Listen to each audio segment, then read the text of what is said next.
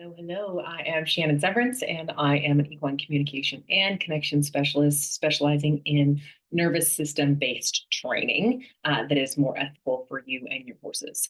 There has been something that has come to my attention lately that has been a huge red flag in the training world, and it is the USEF just banned L theanine. L theanine is essentially an amino acid that is found in plants, a couple different types of plants, I believe, like mushrooms and a couple other things.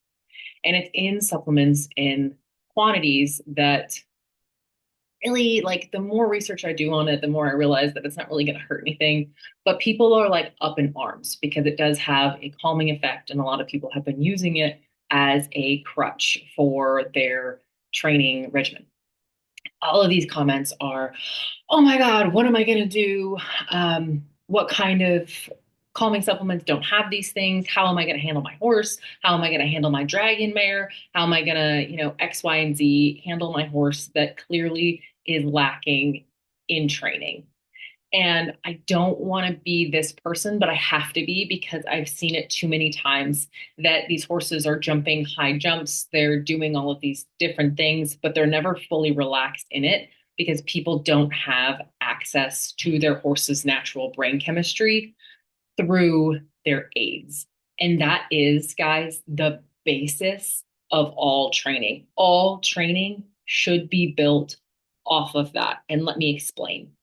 When the horse puts its head down and forward and nothing's pinching, and you're not pulling the head there, they're choosing to do that. They go into a parasympathetic state. So dopamine and serotonin are released in the brain, which essentially are their happy, relaxed chemicals that are naturally found in the brain.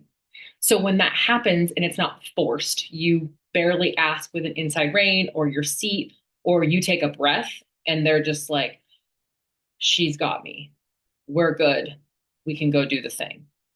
If you require a sedative or a calming supplement to be your crutch for that, then you are missing one of the biggest parts of training.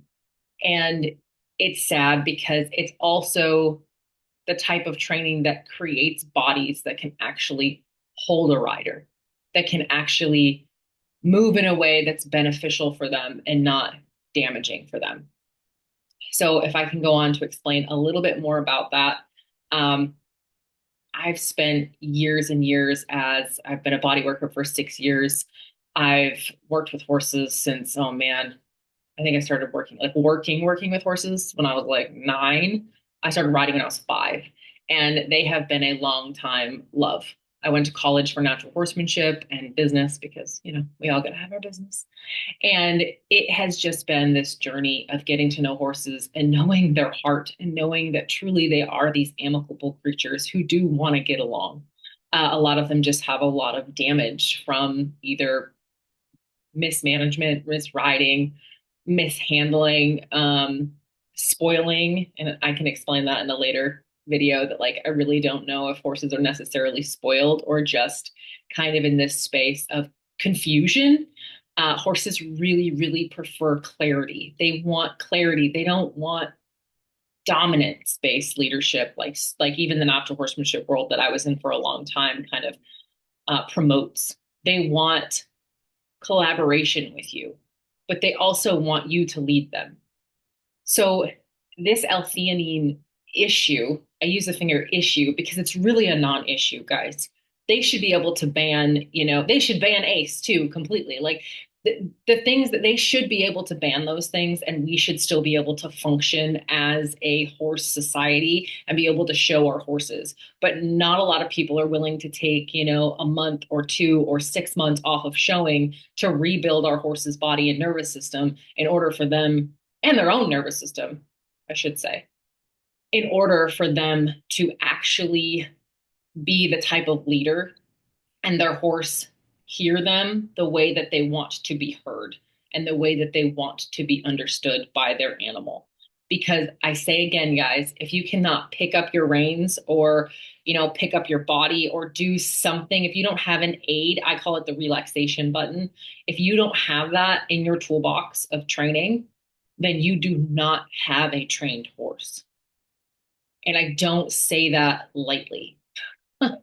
You have a horse that will do all of these things, but you have zero access to their actual brain.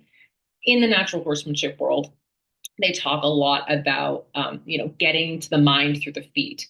And while I believe that's partially true, I feel like we're missing the piece of we can get to the nervous system through the whole body.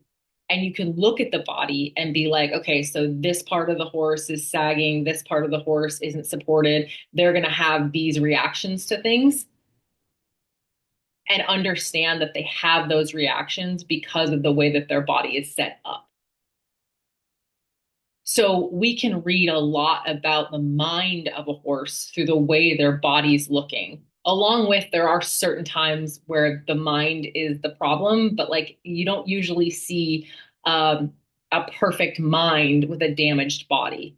You might see a more tolerant mind with a, a body that's damaged. That's a lot of, the saddle seat world, things like that. Those horses are put in such contorted ways, and you can see in their eyes, in their body language, that they are clearly in discomfort. And yet those horses tolerate it because their brains, like they're seriously the sweetest horses on the planet, like saddle seat, they're saddlebreds, Tennessee walkers. I've dealt with them. They are so easy to train. And when you train in the way that I train, it's like night and day difference. So I'm just saying, guys, that there is a better way. There is a way that you can train and work with your horses that does not involve having to drug them. I've dealt with, all ends of the spectrum, all different breeds, and every single horse has responded at least relatively well, or we find something that's deeply wrong. As in, like recently, I just found a broken vertebra on a horse that I was working with that was really, really reactive. She was getting better because there is the psychological component, there is getting away with stuff. That is a thing. And also, we have the other side of it that is there is pain, there is discomfort, there is us having to be detectives for our horses. And I'm not saying every horse that acts up, has something gravely wrong or has kissing spine or has any of these things. What I'm saying is we need to become detectives of our horses, and we need to stop following methods that are blanket methods.